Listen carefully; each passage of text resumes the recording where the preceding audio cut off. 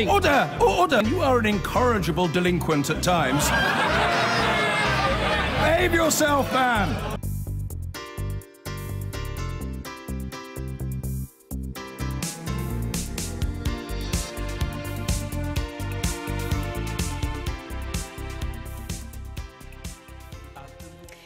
Now, they're the small Canadian company credited with helping to take Britain out of the EU. Today, Aggregate IQ boss Jeff Sylvester appeared before Parliament to answer questions about the firm's role in the controversial Vote Leave campaign. It comes after this programme broadcast allegations that Vote Leave may have broken election rules when they donated more than £600,000 to another campaign group, Believe. Mr Sylvester said there was no coordination between the two campaigns. But the committee released new information provided by Facebook, which suggested that Vote Leave and Believe did share data files to target voters. Porrick O'Brien was there. In March, we broadcast explosive allegations that the official Vote Leave Brexit campaign and another group, Believe, were cooperating, and that Vote Leave used Believe to funnel thousands of pounds to a small Canadian digital advertising company called AIQ. The point, to circumvent election spending limits. They used Believe to overspend, and not just by a small amount. Almost £250,000 makes all the difference, and it wasn't legal. It brought us to British Columbia in Canada to try to ask questions of the AIQ bosses. This is AIQ. Today, it brought an AIQ boss to answer to a parliamentary select committee. Appreciate the invitation. First though, why should we care about AIQ? AIQ used data to micro-target voters in the run-up to the Brexit referendum with tailored messages. What are we doing? Taking back control! Don Cummings, campaign director for Vote Leave after the Brexit vote. He said that without this tiny company in the Canadian backwaters, the referendum wouldn't have gone the way it did.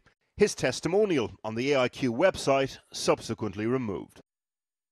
AIQ is now being investigated by information commissioners in both the UK and Canada.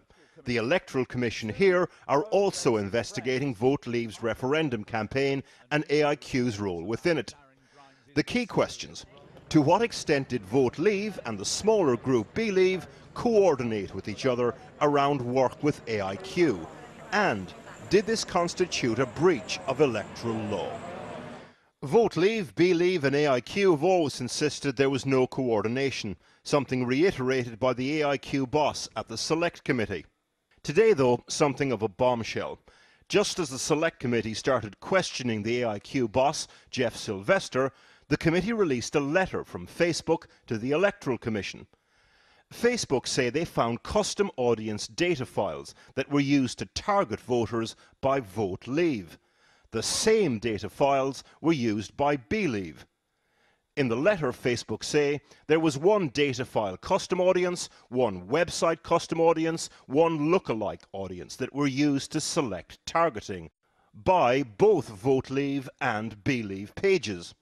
They were the exact same audiences.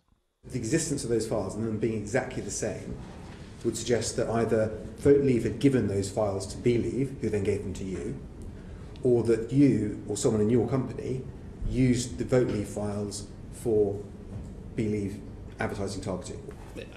Theoretically, yes, and I'm not trying to.